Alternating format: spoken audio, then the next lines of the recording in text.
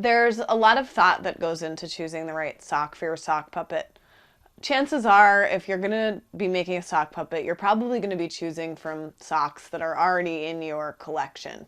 Basically, you have to work with what you have. I'm going to show you a couple different kinds of socks and talk about the disadvantages and advantages of each one, and then I'm going to choose the sock that I'm going to make into a sock puppet today. So something you want to think about when you're choosing your sock for your sock puppet is how your sock is going to be when it's on your arm.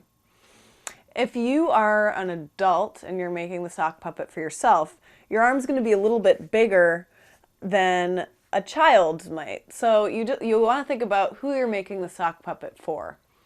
I'm going to give you an example now. If I were to choose an athletic sock from my collection, it's going to give me a certain aesthetic when I put it on my hand. It doesn't go down very far, so I'm going to say this isn't a very good choice for a sock puppet.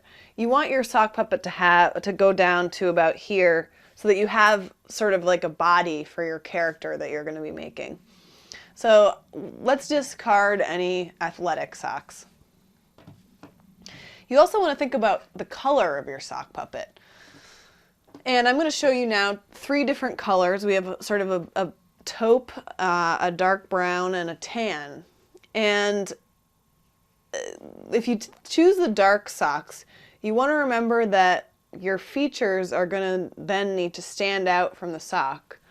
And I happen to know that I'm going to be using some darker and more colorful supplies, so I might want to choose a sock with a lighter background, but maybe not white, just to give it a little variation.